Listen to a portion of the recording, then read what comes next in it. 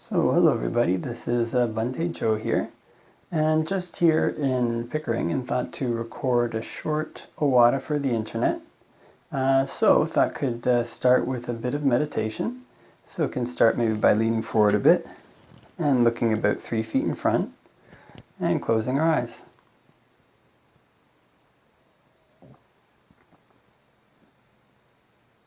And can focus in on the breath. Can know when it's coming in and know when it's going out.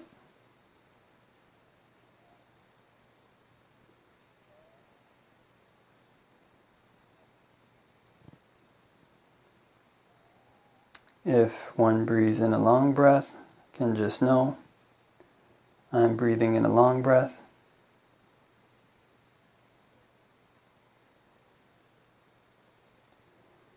And if one breathes in a short breath, can just know I'm breathing in a short breath.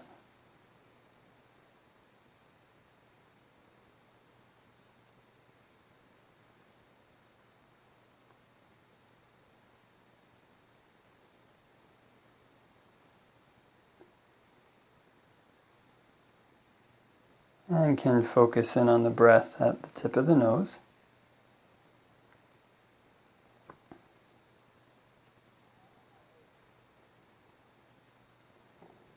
And if notice any patterns of tension or tightness around one's nose, eyes, chin, can just let those relax.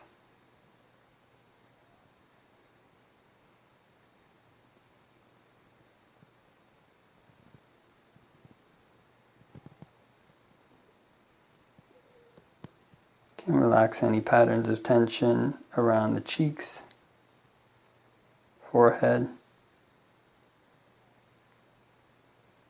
jaws.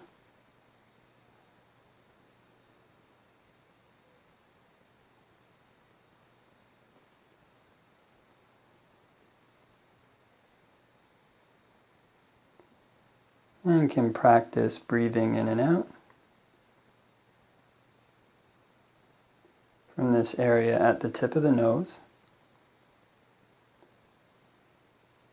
And when breathing in and out from the tip of the nose, can be good to make mindfulness as continuous as possible, trying to be aware all the way through the in-breath, as the in-breath turns to the out-breath, all the way through the out-breath, and as the out-breath turns back to the in-breath again. Trying to make mindfulness as continuous as possible.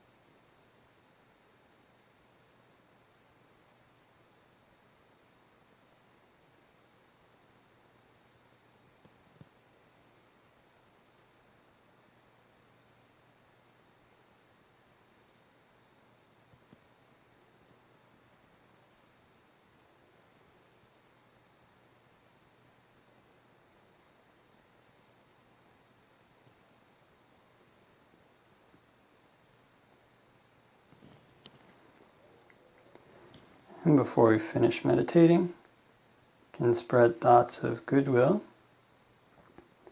wishing may all beings all around everywhere be happy and at ease. May they put in place the causes necessary to be happy and at ease. And we can make the mind infinite, can make it unbounded, all the way to the ends of the universe and beyond, in every direction, May all beings all around everywhere be happy and at ease.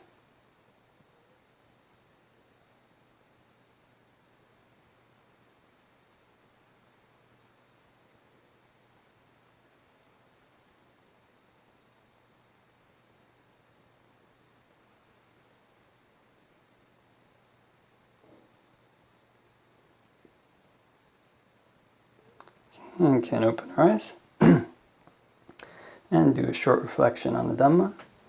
Namo tassa bhagavato arahato samma sambuddhassa. Namo tassa bhagavato arahato samma sambuddhassa.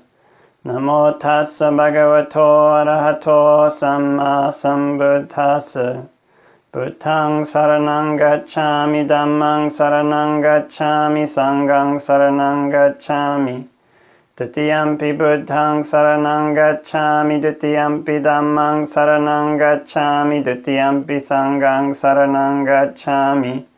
Tatiyampi Buddhaṃ saranang gacchāmi, Tatiyampi Dhammāṃ saranang gacchāmi, Tatiyampi Sanghaṃ saranang gacchāmi. So, hello everybody, and hope you're having a great day, wherever it may be in the world. It's been kind of a very nice, sunny weather here in the GTA today, and so this is good to see. And so thought to do a short Dhamma discussion for the internet. Actually on this past Tuesday, there was a question came up, and I've been talking to some of the people there. Some people come regularly, and so they hear the same kind of guided meditation all the time. And so it was saying, okay, if one of the things we're often, the way I was taught was that meditation is a skill. It's kind of not really a technique that you kind of go through all the time. But you learn kind of, it's like having different tools that a person learns to use. So, carpenter has maybe a saw, maybe different kinds of saws, 2, 3, 4, chisels, different kinds of chisels, hammers, different kinds of hammers made out of metal, made out of wood, big hammers, small hammers, kind of, if they're doing fine woodworking, they probably have other sets of tools. And all these tools are things they learn how to use with skill. It's not like something that comes with a step-by-step manual. So what had said as the meditation was about to begin was, if you come here many times, then you can experiment a bit, kind of learn to manipulate the breath and see which way of breathing is best for you, which way feels like your mind is able to stay with it. You can just go to the whole feeling of breath in the body, or whatever you want. You can go through we usually do kind of a system where we relax the various parts of the body, then breathe in and out through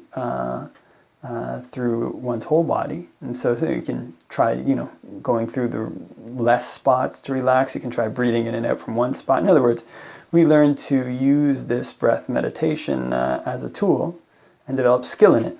Skill in how and when to use it. Skill in all the different ways it can be used to make the mind calm and to eliminate defilements in the mind. And so after that, at the end of the meditation, somebody asked, okay, well, you said you can, and I also said, if you don't want to use the breath, you can focus in on whatever topic you find suitable. And they said, how many meditation topics are there? And so in the commentaries, they list 40. In the canon, I'm not sure, I don't know, I've never counted, it's kind of maybe even more. But I thought they could just, go through and try to do a little list of the common topics, or, the topics that I know about. And so let's see here. So these topics can be kind of very broadly divided, not 100% divided, but broadly divided into ones that are maybe a bit more simple, and simple in the sense that they don't require a lot of active thinking and perception building. And so they are ones that are perhaps more conducive to some, in general, to developing states of calm, and kind of states of samadhi is what they call it. And other ones are kind of more thinking based. Kind of these ones are more perception type. We're trying to build counter perceptions to usual perceptions, and these ones are used to develop a panya, kind of an insight. And, in later commentarial literature, there's this big distinction that got drawn between them, but in actual fact, in the canon, these things don't have a 100% separation that way. The Buddha never lists them in that way. You can kind of see it. But, you can use the breath, for example, to develop the contemplation of impermanence. There's times in the suttas where, or there's, at least in the Kayagata Sati Sutta, there's time, he says, a bhikkhu goes through and contemplates the body, then eventually his mind drops into samadhi. And so these things are not 100% separate from each other. But in any event, as a broad general category and for purposes of listing, it's kind of a fine way to list. So the first one, the most common, is probably anapanasati, which means kind of mindfulness of breathing. And people learn to focus in on their breath, kind of basically follow it continuously. And there's many variations of this, many ways one can do it. The second four are called the four Brahma Viharas. These kind of, learning to spread one's thoughts or one's wishes. It's said to result in what's called the Mahagatang Chittang. So one learns to kind of spread one's mind, wishing all beings everywhere, all around, every dimension, happiness basically. So the first one is you learn to spread metta. It's kind of wishing all beings well. It's this attitude of goodwill for beings. The second one is you learn to spread karuna, which is compassion. Third one is you learn to spread mudita, which is empathetic joy, basically being happy that when other beings are successful. And the fourth one is you learn to spread upekkha, learning to be equanimous about all beings. So those are the four Brahma Viharas, kind of a spreading type. There's mindfulness of breathing. And then there's these types are only listed in the canon very briefly. So it's what they call the 10 kasinas. I can't actually remember them all. I think there's kind of like the earth kasina, the fire kasina, the water kasina, the space kasina, I think there's a blue kasina, a red kasina, a white kasina. I can't remember them all. So those are all the ones that come to mind right now. But these are basically like kind of discs that one learns to imagine in one's mind. Kind of there's a fire kasina as well. So I think that's up to 8. But and then basically one kind of learns, it's this kind of method of learning to develop samadhi, or these states of calm, through this visualization. You kind of visualize this kind of colored disc, or disc of fire, or whatever, disc of earth. And it's also said that you learn to spread that disc. So these kind of three, I guess you could say three from these types of methods, ways of that people can induce calm. There's probably many more, but just as a broad category, one is through mindfulness of breathing. This is body focus. It's kind of grounded in the body more. The second is through the Brahma Viharas. This is kind of spreading, kind of you learn to develop this expanded mind. And the third of these kind of kasinas is kind of visualization, kind of your eyes closed, you're mentally imagining things. And so those are kind of 15, I guess, topics of samadhi. There's also one called the wilderness perception, which is kind of sounds similar to the earth kasina, where a person learns to focus away from the perception of village. Then they start to focus on, okay, if they're in the wilderness, they're looking at the trees, okay, focus on the perception of wilderness. Then it's just almost the perception of like earth, and then they imagine kind of like the earth spread with like 1,000 pegs, they say. So it's just kind of very smooth, I guess, like, smooth imagining of this kind of earth. So it's kind of this perception of earth just fills one's mind. And one learns to focus on that, can develop states of calm through that. So that's kind of 16. And then in addition to these kind of more samatha-based ones, there's also kind of, I guess you might call like in-between ones. These are kind of like what they might call anusatis, kind of recollections. So the first one is Buddhanusati, it's recollection of the Buddha, Dhamma-Nusati, Sangha-Nusati, recollection of the Dhamma, recollection of the Sangha. And these types of meditation, you basically learn to focus in on the Buddha's qualities, bringing up a feeling of faith. So this kind of has maybe, I guess, as a broad categorization, kind of a middle type. It's got some thinking, got some elements of samadhi. So in other words, you're kind of, thinking about the Buddha, bringing up these feelings of joy, feelings of kind of a faith about his good qualities, and kind of, he's the unsurpassed teacher of gods and humans, he's the Buddha, the Blessed One, many things. And same with the Dhamma. The Dhamma is visible here and now, timeless, encouraging all to come and see, leading onward, that's to be experienced individually by the wise. Just reflect on how his teachings, and kind of how amazing they are, how great they are. And the third one is the Sangha, these people who've attained at least the first stage of the Buddhist path, which is stream entry, and or the first of the four, if you're going to divide them into four levels of attainment. And so this is stream entry, so that when a person becomes a stream entry, they become what's called one of the noble disciples. So this is the Sangha refuge, reflecting on the qualities of the Sangha, and kind of these people who are at the very least stream enters, but also can be once returners, non-returners, arahants, and there's also some in-between stages for that. And so reflecting on these people's qualities, these people have practiced rightly, they practice well, they practice the straight way, and kind of how amazing it is there's people like this in the world. And if one ever has the good fortune to meet people like this kind of faith is much easier to much easier to develop. So anyways, yeah. So those are three. It's kind of an in between. Then there's also the recollection of generosity. It's basically recollecting, okay, in a world that's filled with stinginess, I'm a generous person, and kind of bringing up this feeling of joy at one's own generosity, the own good quality of being open-handed, being giving. And this kind of is an interesting thing, because you're actually building up this sense of confidence in yourself that, okay, this is good, that I've done this, building up a feeling of happiness of what one's done. So it runs counter to guilt. Kind of, usually might think that it's always good just to put away whatever good you've done for the sake of developing humility, but here we bring it up into our minds and make it prominent. So there's the recollection of generosity, there's a recollection of the devas, which is basically that, whatever class of devas there are, you can think about all the different classes. Whatever class of devas this is, that is, I've got the same virtue, same concentration, same wisdom, or whatever qualities needed to get born into that class of devas. Whatever good qualities they have that led them to be born there, I have those good qualities. And if one hasn't developed those yet, okay, then can put forth effort to develop them. But this is kind of similar to this meditation on reflecting on one's own generosity, that okay, I've got these good qualities, I could be born into this place. And this brings up a feeling of happiness at one's spiritual accomplishment, so that one's spiritual life isn't just this kind of rough slog. It's like, hey, look, I've done good things here. I've spent my time well. And so those are 5, I guess what you call anusatis. There may be more. You can't necessarily say, maybe more. Can't necessarily remember all of them, But so I think that's up to 20.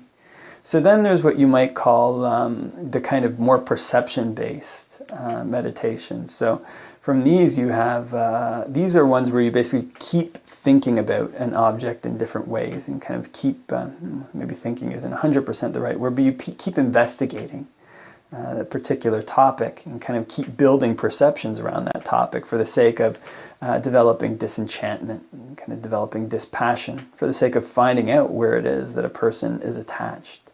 So the first one of these is, if there's going to be an order, it's usually recollection of, or one of them is recollection of impermanence. So basically this learning to, recollect how everything is impermanent. Okay? Everything is rising and falling. It doesn't last. It doesn't stay the same. So this helps to run counter to one's usual tendency to see things as, being stable, being one's own possessions. So then the next one is recollection of the perception, cultivating the perception of suffering. It's kind of dukkha. Okay, everything is impermanent. It's changing. Therefore, grabbing onto it is going to make me suffer. Okay, this is the perception of dukkha. And then there's the perception of not self. It's kind of, wait a minute, everything is changing. It's suffering because it's changing. If I grab onto it, how could it be mine? How could it be myself? This helps to undercut the usual kind of grasping that one has towards like one's body, or, one's career, one's house, all these various things, because these things are always subject to change. So when one recollects in this way, it kind of prepares the mind in case they do change, and allows one to use them without heedlessness while they're there. Use them for, houses, cars, clothes, whatever, for the sake of the Dhamma. So those are 3 more. That brings us up to 23. Then there's what you might call the recollection on the 4 requisites. So this is basically robes, alms food, medicine, and shelter. It's basically the recollection that, okay, these things are for the sake of attaining Nibbana, not for any other sake. So one keeps reflecting on these things in this way, developing this perception towards them, then one uses them for the sake of Nibbana, not for the sake of hoarding them up or launching out to them. So that, again, when they change, one doesn't suffer. One's able to move towards detaching one's mind in part from these things. So that brings us up to 24, 25, 26, 27.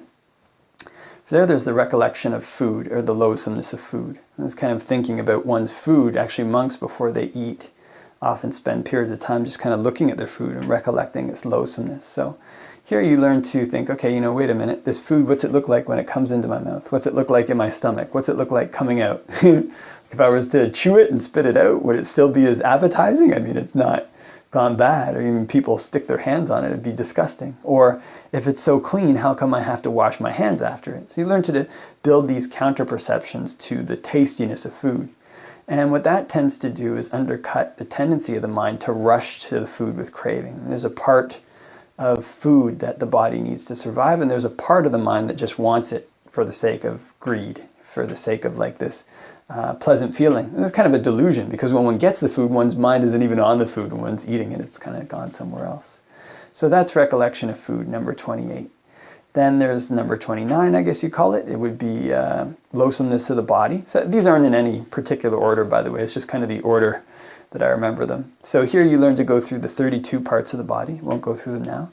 And just reflect, all these parts of one's body all these parts of a person's body are disgusting, basically. You see like somebody's head hair, in the shower or in the drain or like on the floor. It's not like really attractive. You see their skin or their nails, or never mind if one saw an internal organ, which is like a liver or a small intestine or bile or, excrement or undigested food, all these various things that are in the body.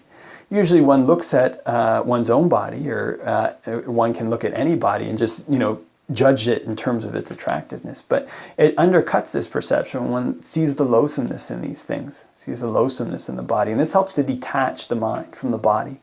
It's because one's kind of obsession with one's own body causes one to suffer a lot. Kind of the body changes, it ages, and here we are. This kind of body is, changing and aging. And this perception is cultivated to cut off lust. So basically this is because, oftentimes one just sees attractiveness. This is to undercut it. Wait a minute, why is there this aspect of my mind why is there this aspect of the mind that has this quality to it? And so one learns to undercut this thing, because all this causes a lot of, that can cause a lot of suffering in a person's life. And to become somebody who's free from suffering, we have to cut it completely. So then that's number, I think, 29. Number 30, loathsomeness of food. The body is a recollection of death. So this is basically learning to reflect. Look, there's many ways that I could die. I could die, doing, whatever, crossing the street. I could get hit by a car, My food could disagree with me. I could get shot on the street. People don't know. And so, this being the case, I should use my life in the best possible way. And this helps to turn one's mind away from the usual kind of pursuits that a person has towards pursuits of the Dhamma. Because you see, when people get towards the end of their life, they're not thinking about cars and money and all this. So they're thinking about, their spiritual life. And this is the kind of thing, we don't have to wait to the end. We can prepare long before. And not just for the sake of going to a better place, which is good enough, but for the sake of trying to find a permanent end to this cycle. So that's number, I think, 30.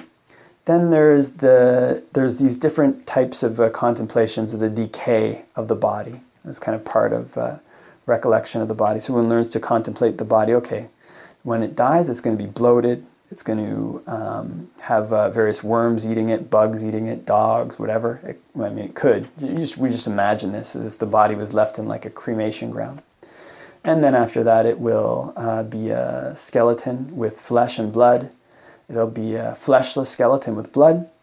It'll be a skeleton with no blood, skeleton with the bones scattered all over, skeleton with the bones that are scattered being bleached in the sun, bones stacked up in a pile, and then bones crumbling back into dust, basically returning to the earth. So this helps again to undercut this perception of the body as A, being beautiful, and B, helps to undercut the attachment to one's own body. Undermines this kind of fog that's over the mind, usually as one goes through life, that, okay, I'm never going to die, I'm just going to be behaving as if that. So this all helps to take one's mind away from these things. So that's the 10 cemetery contemplations. There's also the contemplation of the 4 elements. In other words, this body is made up of earth. It belongs to the earth element. It's not mine. Body is made up of water. It belongs to the water element. It's not mine. Air. It's got the air element. That's not mine. And fire. It's got the fire element. The things that are heated in the body, the way that food gets digested. That's also not mine. It's a part of the laws of nature. And so one learns to reflect in all these ways to detach one's mind from the body, and also to undercut and eventually to cut off permanently lust. So all these 40 tools are kind of or all these 40 meditation topics are like tools almost. This would be 44 that got listed there. I mean, there's likely more that I didn't remember or maybe haven't heard of. So the canon has so many strategies for overcoming suffering. But all these things, the thing to know about them is that these are tools. It's like a carpenter having 40 tools. So we learn to use the tool for the job that we're using it for. Okay? And then when we do it in this way, a carpenter can learn to build many different things. They have an intuitive skill. They know how to use these tools. It's kind of not like they are assembling IKEA furniture. It's like step A, step B, step C, step D. So in the same way, one's own kind of defilements in the mind, there's usually people will have one main meditation topic, sometimes like a subsidiary topic, and then if certain defilements come into the mind, they'll use these tools to undercut them, and then go back to their main meditation topic, whatever it is they're working on, whatever is appropriate for them at that time. So in this way, practicing meditation in this way, one learns to develop a skill. Kind of have the skill like a carpenter has, have this skill to use the tools that the Buddha gave us to undercut real suffering in our life, to gradually wear it down, until the point where we're able to cut it completely, cut defilements completely. And this is when a person becomes a member of the noble Sangha, becomes part of the Sangha refuge, and their suffering is delimited. There's only so much they have to go through after that. And that this path ends when there's no suffering at all, when they've completely eliminated all their tanha, all their what would be called craving, all their delusion, and all their hatred is gone. So this is the true potential of the Buddha's teachings and of these various meditation topics. They're tools that are used to develop a skill, and that skill is for the purpose of building a path that leads to the end of suffering, that leads to a place where one doesn't suffer anymore. And this is the kind of wonderful thing about the Buddha's path, about the Buddha's teachings on meditation. Okay, so leave that for reflection, and wishing everybody all the best till next time.